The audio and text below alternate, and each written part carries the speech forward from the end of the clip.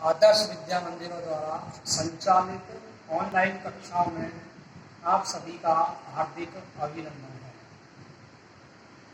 मैं बलराम सैनी उच्च प्राथमिक आदर्श विद्या मंदिर महवा शहर, विषय विज्ञान, अध्याय 6 दहन और ज्वाला के बारे में हम पढ़ेंगे। दहन और ज्वाला। तो सबसे पहले हम घर पर,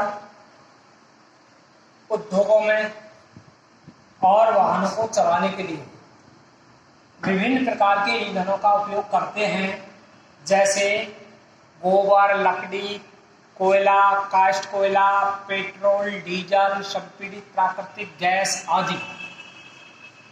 अब आप सभी भैया मोमबत्ती के जलने से परिचित होंगे कि मोमबत्ती के जलने और कोयलों के जलने में क्या अंतर है।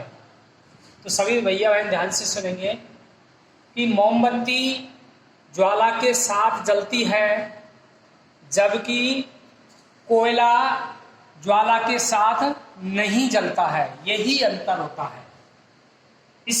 इस प्रकार आप अनेक ऐसे पदार्थ पाएंगे जो बिना ज्वाला के जलते हैं।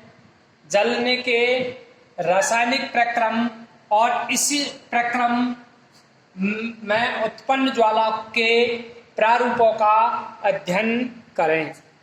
अब हम सबसे जो हमारा प्रथम बिंदु है वह है दहन। दहन किसे कहते हैं? तो सभी भैया बहन इसकी डेफिनेशन समझेंगे। दहन दहन रासायनिक प्रक्रम या वह रासायनिक प्रक्रम जिसमें पदार्थ ऑक्सीजन से अभिक्रियाकार ऊष्मा देता है। यानी कि कोई भी पदार्थ वायुमंडल की ऑक्सीजन से या वायु से क्रिया करके ऊष्मा देता है, वह दहन कहलाता है। और जिस पदार्थ का दहन होता है वह दाह कहलाता है। इसमें ईंधन भी, यानी कि इसको ईंधन भी कहते हैं। जो ईंधन होते हैं वो सब दाह पदार्थ होते हैं। ईंधन 3 रूप होते हैं, ठोस, द्रव और गैस। तीनों ही रूपों में ईंधन पाया जाता है। कभी कभी दहन के समय ज्वाला के रूप में अथवा एक लौ के रूप में प्रकाश भी उत्पन्न होता है। उसे हम, जिस पदार्थ का दहन नहीं होता है वह अदाह कहलाते हैं।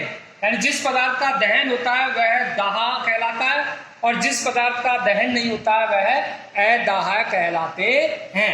इनके उदाहरण है दाह पदार्थ, जैसे लकड़ी, कागज, मिट्टी का तेल, काष्ठ कोयला, माचिस की तीलियां आदि। ये सभी दाह पदार्थ के उदाहरण हैं। इसी प्रकार अदाह पदार्थ के उदाहरण हैं पत्थर का टुकड़ा, लोहे की कीलें, ईंट, कांच आदि। ये अदाह पदार्थ है, क्योंकि ये वायु के साथ क्रिया करके जलते नहीं है, इसलिए अदाह पदार्थ कहलाते हैं। फिर दहन के लिए वायु की आवश्यकता होती है, यानी कि ऑक्सीजन की आवश्यकता होती है। इसे समझाने के लिए एक प्रयोग है। यहाँ पर हमने अवस्था 3 ली है, अवस्था ए, बी और सी। यानी कि एक मोमबत्ती, एक टेबल और एक कांच की चिमनी ली है। सबसे पहले अवस्था 1 में हमने मोमबत्ती को कांच की चिमनी से इस प्रकार से ढक दिया कि उसके नीचे 2 लकड़ी के गुटके लगा दिए, और हमें ये देखना है कि इस अवस्था में मोमबत्ती जलती रहती है या बुझ जाती है। तो इस अवस्था में मोमबत्ती जलती रहती है, क्योंकि नीचे से वायु प्रवेश करती रहती है, इसलिए मोमबत्ती जलती रहती है। फिर हमने दूसरी अवस्था बी में लकड़ी के गुटकों को हटा दिया है, कांच की जो चिमनी होती है इसको हमने टेबल पर रख दिया है, तो वायु नीचे से प्रवेश नहीं कर रही है, इसलिए वायु कम मिलती है और कम मिलने के कारण यह वायु तरंगों के रूप में या फिर लहराती हुई और धीमी धीमी आवाज में, वो धीमी धीमी लौ के साथ यह जलती रहती है, यानी कि तरंग के रूप में। और तीसरा जो प्रयोग है सी अवस्था, इसमें नीचे से भी वायु नहीं जा रही है, ऊपर से कांच की प्लेट से ढक दिया है, यानी कि इसको वायु नहीं मिल पा रही है और यह वायु बिना वायु के अभाव में ये बुझ जाती है। अब इन तीनों से निष्कर्ष निकला है प्रयोग से कि प्रथम अवस्था ए में मोमबत्ती निर्वात रूप से जलती है, जबकि वायु चिमनी में नीचे से प्रवेश कर सकती है। अवस्था 2 में जब चिमनी में नीचे से वायु प्रवेश नहीं कर पाती है तो ज्वाला में कंपन होता है और धुआं भी उत्पन्न होता है।